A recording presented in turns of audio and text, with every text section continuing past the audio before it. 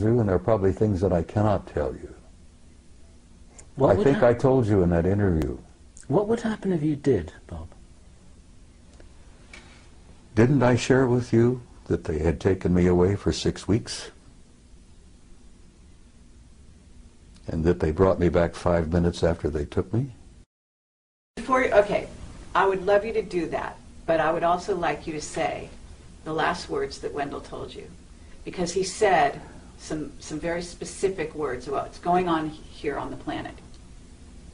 So he told me that from what he'd learned, that we were in for some difficult times. But beyond that? Beyond that, he said, I'll see you tomorrow.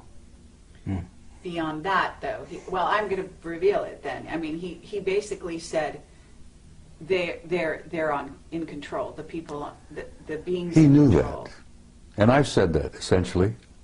Well, you know, how did he phrase it? You know, well, I will go back to my interview with Bob Bigelow, and I'm banging on the table. This was years ago when I still got frustrated and expressed my, vented my spleen, as it were. And I'm sitting with Bigelow. I bought him lunch, by the way. Now, I'm one of the few people who can say I took a billionaire to lunch. Anyhow, Bob, if you're watching this, you remember our interview, our talk.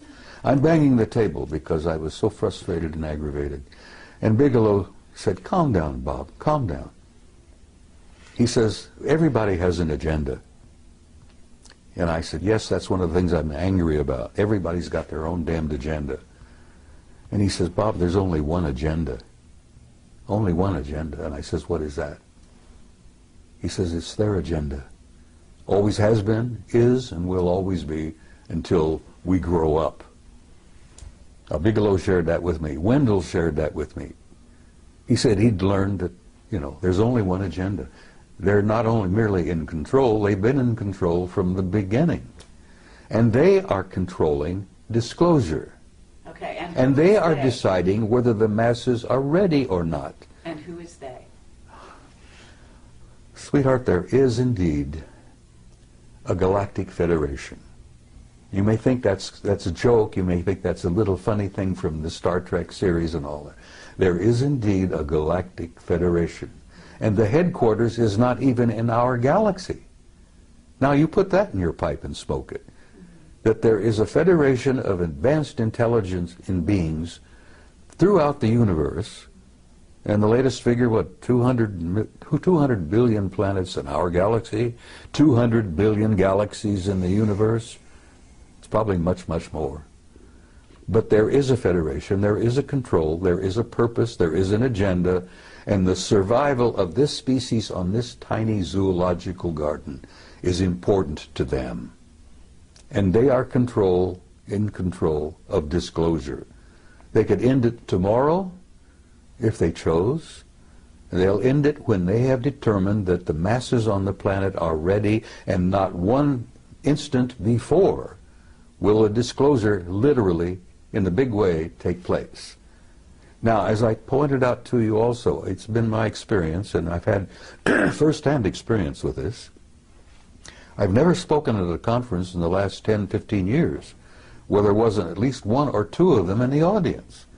And like Ingo Swann, I've developed the ability to spot them. And I've even had them come up to me. And I think I shared this with you on that interview, where they come up to me after a presentation, shook my hand, and told me how much they appreciated what I had to say. And I've learned that they attend these conferences not to listen to what the speakers have to say, but they're monitoring the response of the audience to what the speakers have to say. Sure. Because they're monitoring of us, their evaluation of our condition is incredibly powerful. There are a bunch of outstanding experts in that group. And as I said, they've been with us since the beginning of time, literally. They created us initially. They genetically manipulated us. They plucked those golden apples and turned us into what we are. Now that process is still underway. Those golden apples are still being manipulated. And we're learning to do that ourselves. But I will say to you again, the psychic shock of learning all of this all at once would be like Billy Doo. people would, and I've run into them too, honey, and they don't want to know the truth. There's a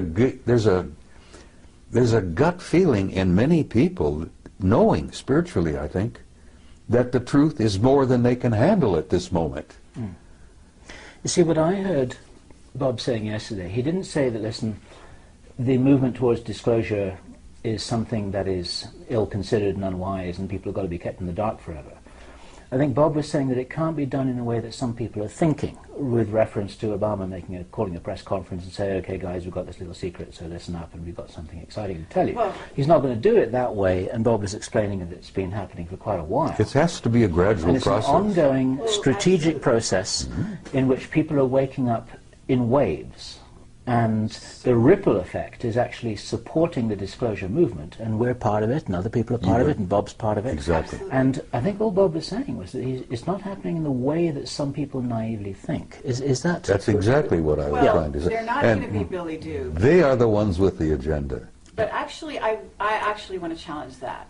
Okay? Well, challenge away, kid. Because, no, it's an interesting concept, and it actually could be debated. In other words, what's the level of free will of this humanity? Because at certain stages in its development, this may be true. They are in control and have been in control. And Wendell knew that before he died. Right. And it depends who we're talking about, they. But I would submit that this humanity that is waking up is about to take those reins into their own hands. They're waking up. And that is exactly what some of those groups are very afraid of. Some of them? Yes. Well, perhaps. Because there are groups multidimensional beings. Carrie, there are people out there, intelligences out there that don't like us very much at all. Exactly. Like the two scientists who shared this with my retired commander from the Navy. He was a fusion specialist. What is it? The other element, the other level of reality? I forget. I'm having one of those senior moments. You will forgive me. Are you talking about free energy? Are you talking? Yeah, well, yeah. He was talking about. He'd worked alongside of a couple of those guys from the long. Cold fusion. Hmm? Cold fusion. Well, it's a form of that, yeah. But before he retired, and he was leaving the laboratory just outside of Las Vegas, which he didn't want to be specific about, and I concluded he was talking about S4. Mm-hmm. He'd worked alongside of a couple of them for some time. And as he was leaving, he said, "Tell me what you really think of humankind." And the one chap said to him, "Well, since you asked." And these guys had worked side by side for a few years. "Since you ask, we consider humankind primitive, savage, and dangerous animals." And the scientist said, "I can't disagree with that, because I look upon the masses of humanity as primitive, savage, and dangerous animals myself." And that's when the other one injected a little bit of humor into the conversation and says, "You also smell bad.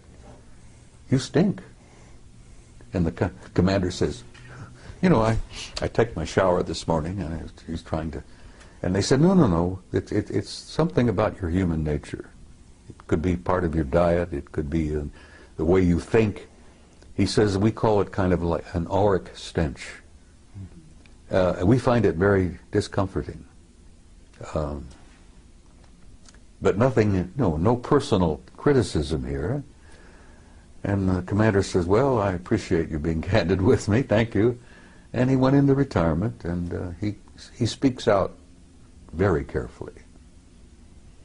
But okay, but so at this point, Bill asked you a question. They said, what would happen to you if you were to reveal some things that I'm not sure who you think is deciding it's okay, it's not okay.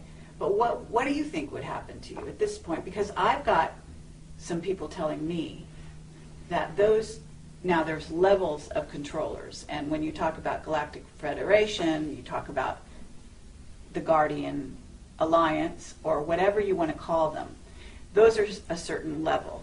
Then we have the ones that are actually here on the planet who are doing things like knocking people off because they do reveal truth. Okay? And well, those guys are not doing that very much. Most of it knocking people off are some of our black shadow government Exactly. people. So I'm asking you, if right here and now you know what you can say and you know the limits of that, I'm sure. I can say almost anything now. Okay, great. Because I don't worry about it anymore. And frankly, I don't care what our shadow government thinks about it. I know this, that I've gotten some good friends in high places, not merely up there, but back in Langley and a few other places. You know. Absolutely. I became a nuisance, then I became a threat, and then I ended up, I'm an asset. An asset, exactly. Yeah. Exactly. You So are I've been an asset. encouraged, my health, you know, I'm still being looked after, I'm still being invited, and I joked with, I think you maybe, about, I don't travel anymore, cabin class. I had a bad experience coming back from Barcelona. And, you know, I'm not a snob, but I'm sitting in this big jet in the middle section. And bless her heart, there was an enormously overweight lady on my right who kept falling out of the seat. There was a squalling brat on my left. And here I am. I can't stand in line to wait to pee anymore, you see, because of my age and a couple of little infirmities that I have. And I said, look, I'm not going to travel cabin class anymore. Guys, if you can't buy me a business class ticket, I'm not coming. Well, good God, I thought that would be the end of that. No more trips. I was shocked. Oh, yeah. They're buying business class tickets for me all the time. The guys in Madrid bought me one, you know. Right. Absolutely. And the guys in Pennsylvania, which I will, if I'm still here, will be speaking out in October, bought me a business class ticket. And well, they should. So six days you disappeared. You came back 5 minutes No, later. I was gone 6 weeks. 6 weeks. Okay. So And they tell us- brought me back 5 minutes after they took me. Now, there are people out there who are watching this who think that I'm totally insane. And I don't care. Because I went through that